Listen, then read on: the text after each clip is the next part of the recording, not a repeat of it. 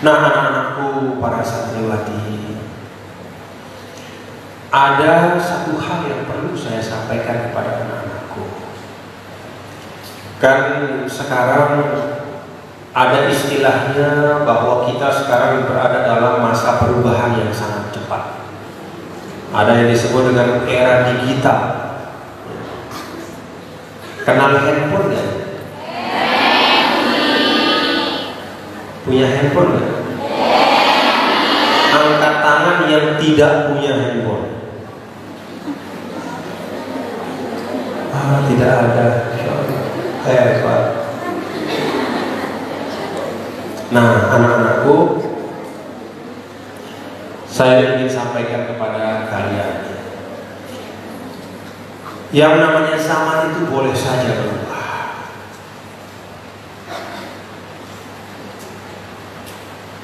Apapun namanya. Sekarang masa modern, kemudian zaman postmodern, zaman digital, zaman nanti ada robot, segala macam katanya, macam-macam perubahan, era digital, era teknologi informasi, era 4.0, segala macam. Tapi ingin saya sampaikan kepada anak-anakku, dalam perubahan apapun, dalam perubahan apapun masa tempat kita hidup, tetap saja karakter mulia itu menjadi modal yang paling besar.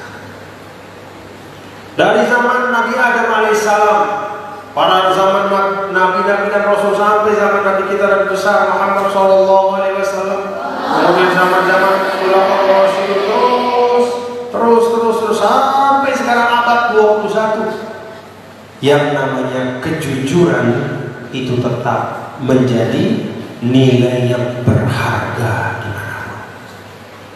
Yang namanya ketindihan tetap menjadi sesuatu yang dimuliakan oleh siapapun.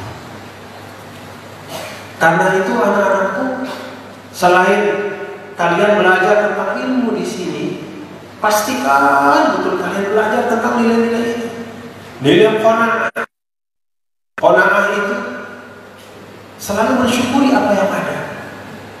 Jadi berikhtiar maksimal, apa yang kita dapatkan kita syukuri. Belajar maksimal, berapapun yang kita dapatkan kita syukuri. Itulah hasil perjuangan kita. Sifat qanaah dalam kehidupan. Kalau kita qanaah itu pandai kita bersyukur, akan kurang keluh kesah kita, dan sampailah kita, kalau kata ulama, di dalam martabat syukur. Itu hamba Allah yang paling hebat, selalu pandai bersyukur. Jadi anak-anakku, para santriwati, selain kalian belajar tentang ilmu-ilmu yang banyak di tempat ini, belajar tentang ilmu syar'i, ya, di tafsir, hadis, fiqih, kemudian juga ilmu-ilmu umum mungkin juga di sekolah, ilmu-ilmu matematika, bahasa, ilmu fisika, ilmu sosial, ilmu macam-macam. Selain kalian belajar ilmu, belajarlah tentang kehidupan di tempat ini. Lihat bagaimana Bu Nyai mendampingi Pak Kiai. Lihat bagaimana guru-guru kalian mendidik kalian. Lihat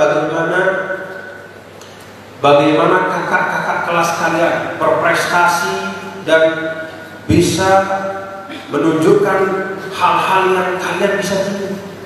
Belajar tentang kehidupan. Belajar kalian tentang saling memberi dan menerima. Karena kehidupan kita itu isinya adalah memberi dan menerima.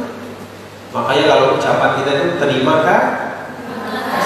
Habis kita terima, kita kasih. Nikmat Allah itu seperti gelas, air di gelas. Kalau hanya ada air tumpah terus ke gelas, lama-lama gelasnya penuh. Kalau setelah penuh gimana? Hah? Kalau sudah penuh, tumpah keluar. Makanya diisi, kita minum, diisi, kita kasih orang.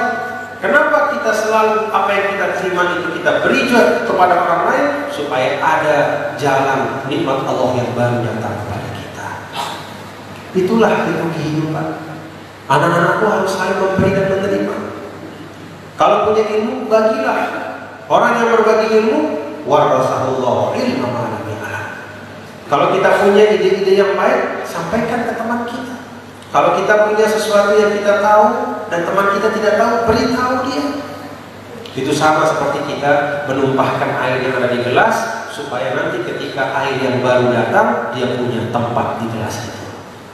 Tapi kalau kita tidak mau berbagi, nanti Allah berhenti kasih yang baru, nikmat yang baru. Kenapa? Karena penuh kita. Kita tidak pernah berbagi dengan nikmat yang ada. Ilmu yang ada kita simpan, tidak mau kita bagikan kepada orang. Kita tidak mau bergaul, saling mengisi, saling melengkapi, berdiskusi, saling memberi hal-hal yang baik.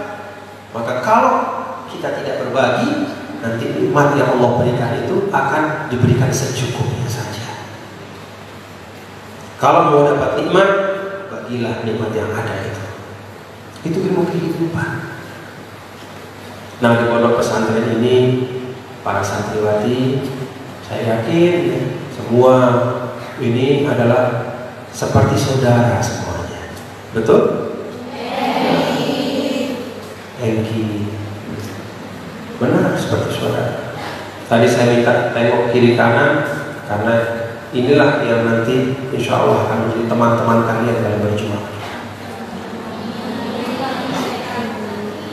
Coba kalau lihat dalam suratul Fatah. Dalam suratul Fatah ayat 29. Kazar'in akhraja syat'ahu fa'azzarahu fastaghlaza fastawa ala suqi. Jadi kalau kita membangun kebersamaan itu, anak-anakku, itu seperti kita menanam benih. Akhraja syat'ahu, benih itu ditanam, lalu kemudian keluar batangnya. Fa'azzarahu, dia semakin kokoh. Fastawa ala suqi, kemudian jadi tegak. Itulah persahabatan juga.